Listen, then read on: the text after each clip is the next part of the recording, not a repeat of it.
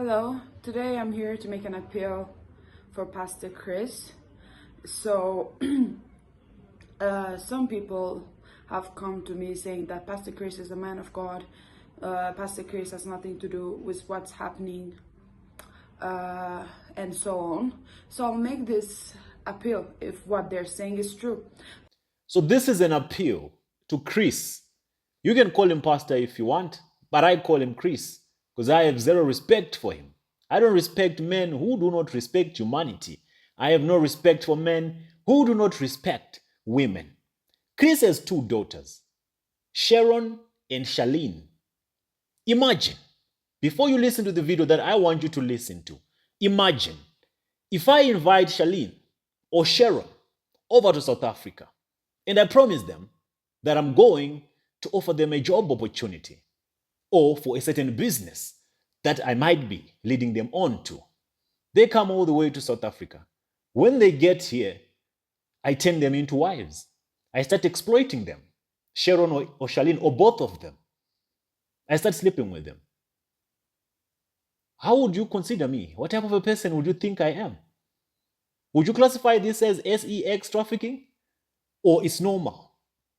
Well, I want you to listen to this young girl first, and then I'll give you an analysis, and I'll try to pick your brain and get you to understand the crime that is being committed at Christ Embassy, and you are ignoring it simply because it's being committed by a man in a white suit and permed hair. So you can't touch him, you can't question him, because you're under the impression he's the anointed of God. But is he? When there are so many children that are crying out there, so many young girls that are crying out there, and he's paying them a deaf ear. He doesn't care that much. What kind of a father is he? Listen to this young girl who just made an appeal to Chris Oyakhilome about what she went through in the hands of Chris Oyakhilome's son, Daysman. Pastor Chris, in case you don't remember me, in case you forgot who I am, I've even came and shake your hand following Desmond for the staff awards night. I was the girl wearing black. It was 3 girls along with me. I was the one wearing black with a French haircut, in case you don't remember me. You've also seen me several times. We've also met several times privately, in case you don't remember. But Pastor Chris, if you really are a man of God, and if what the other pastors and other people are trying to justify for me is true, why are you not investigating this crime? Because what this man is doing is a crime, is international crime. Most probably you must have asked who are those girls when we were just following him.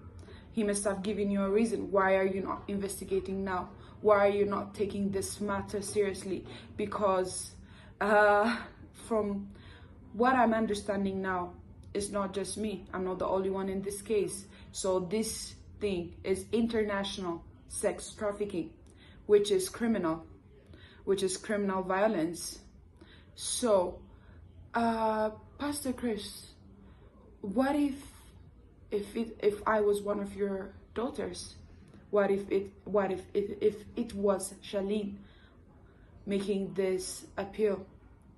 Or what if it's her going through this? What if a person promised a job, went there and is looked and being abused in every way? This is this is not something you'd let go if it was your daughter. Or is it? Or is it not something serious for you? The young lady asked a very good question. Chris, if this was your own daughter, if she was Charlene, or if she was Sharon, who was abused and sexually exploited by another vagabond from another nation, what could you have done? Were you going to fold your hands and pretend to be holy as you always pretend? Or you were going to take action? You were going to see to it that justice is brought to the scavenger? Well, I'll also ask you that are defending Chris and his entire diabolical empire. Yes, I call it diabolical because there's no place of God that allows for such kind of atrocities. There's no place of God that let men like these men go unpunished. You can't say that's a holy place. Why is Chris zipping his mouth? Why is he not taking action against this boy? This boy has been and is constantly destroying lives at Chris Oyakhilome's watch. There's no way Chris does not know about this. Chris has seen these girls. Chris has been with these girls. Chris has witnessed his own son with these girls. And he has never, are you trying to tell me that he has never taken a moment to sit down with Daysman and inquire and ask Daysman, who are these young ladies that you're walking around with or that you're parading with? Are you telling me as a father yourself, ask yourself a question. If your son gallivants with a group of women, are you telling me you never ask him once, just once, my son, who are these young ladies? Where are they staying? What is their business here? They don't look Nigerian. They are Ethiopian. What is their business here? What exactly are you doing with them? Where did you get them? How did you recruit them? All those kind of questions. So you think Chris never asked this little boy about his business with these young ladies? You think he doesn't know that this young boy is trafficking young girls to Abuja, to Christ Embassy, sleeping with them, getting them pregnant, forcing them to do abortions? You think Chris Oyakhilome doesn't know about all this? You think Katie, the mother of Daysman, is not aware of these things that Daysman is committing, the crimes that Daysman is committing? They're in this together, my people. They're in the cover-up together. That's why they are silent. That's why they won't do anything about this matter of young girls that are being abused by Daysman. It's part of their occultic tree, of their occultic family tree. It's good for business. They have to sacrifice the lives and the glory, the stars and everything that these young, brilliant girls carry. They are robbing them for the benefit of their shrine, Christ Embassy. And you say we should not pay attention. To those of you who were saying that this girl is lying, now you have seen her in a video shaking Chris Oyakhilome's hand on the stage, escorting Daysman. Where are you going to hide your head now? How do you feel about yourself for defending things that you do not know? If this was your daughter, my people, if this was your sister, would you still be defending Chris? Or will you still be defending Daysman? Or Kathy? Or the entire Shrine of Christ Embassy? If this was close to home, wouldn't you be advocating for justice? These young girls deserve justice. And justice must be served. This must not be allowed to go on and on because lives are being destroyed in the process. And you still have the audacity to come in the comments and say, touch not the anointed. Where's the anointing in all this? These are mafias that are running brothels, trafficking organizations that are well protected. Daysman is well protected. He knows nothing will touch him because Chris is making sure that he protects his own son.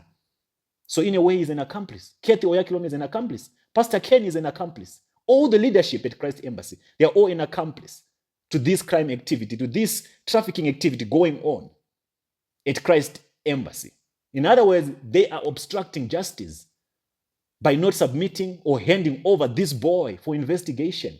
The police has been going to Chris Oyakhilome's boy's house, and their report is they can't see anyone, there is no one, the gates are locked, no one is being allowed entrance. But Chris runs and owns the entire Abuja. Who can question Chris?